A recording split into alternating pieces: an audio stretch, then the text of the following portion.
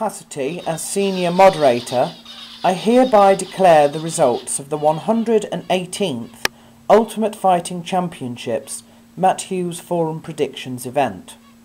20 forum patrons took part and a tie-break was needed.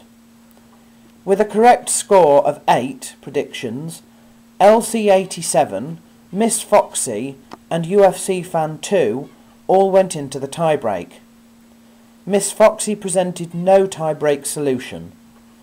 UFC Fan 2 suggested the end in round 3 by TKO. LC87 suggested the end by split decision in round 5. The true ending came by unanimous decision at the end of round 5. Therefore, with a correct score of 8 and a win in the tie-break, it gives me great pleasure to announce the winner of the signature contest, who may wear the ciggy as long and as often as he likes. I announce and present to you the Matt Hughes Forum 118th Ultimate Fighting Championships Predictions Champion, LC87. Right, welcome to the Montpellier quarter of Harrogate. This is part of Low Harrogate down here, rather scenic, and most of the shops around here are highly expensive and they're all full of antiques and stuff like that.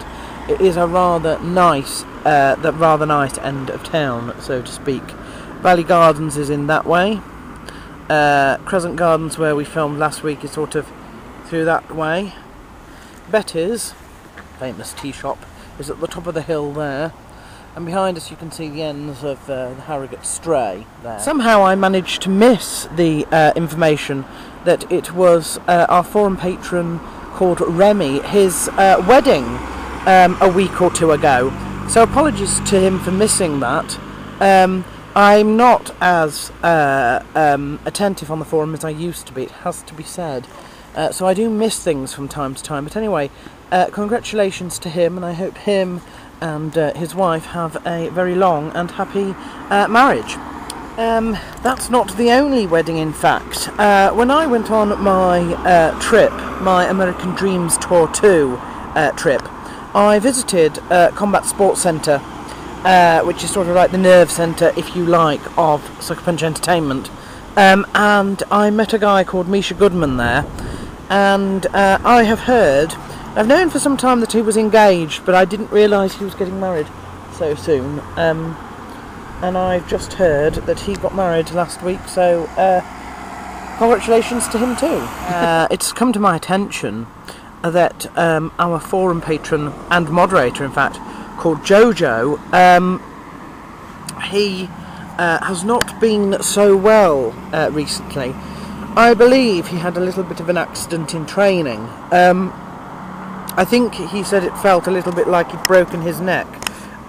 He hasn't, as far as I know, thank goodness. But I think he has cracked or dislocated some of his ribs or something like that. We're wishing him a speedy recovery for his injuries as well. Like that. It was a hair-raising morning.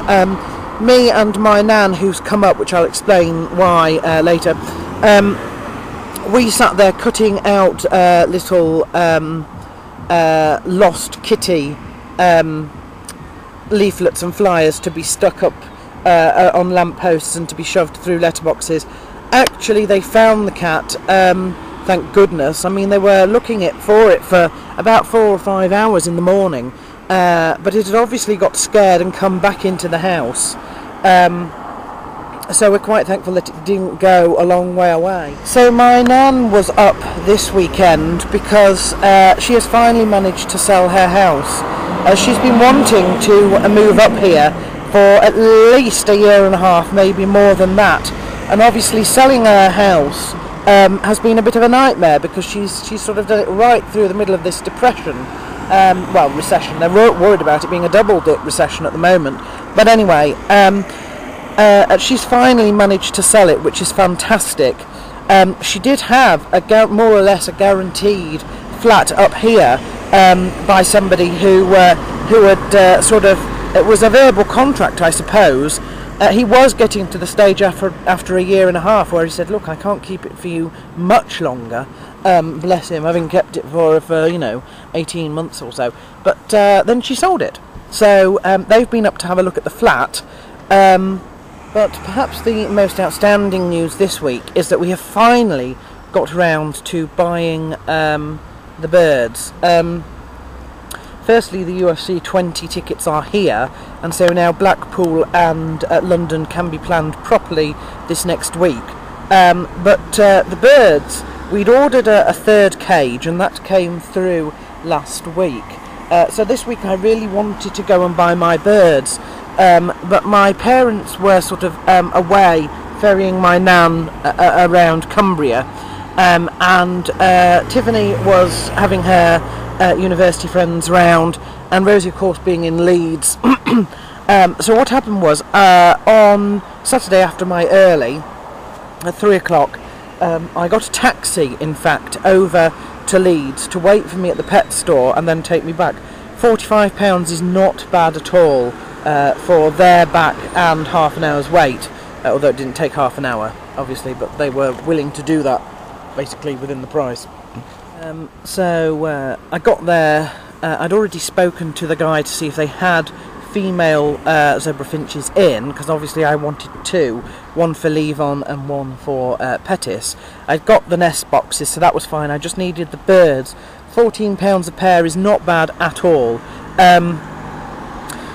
So I said, can I have two of the female birds? Got seen pretty quickly, and he caught them no problem. One is a fawn, which means it's almost perfectly white. The other is well, like a zebra finch is, pretty sort of drab grey-brown.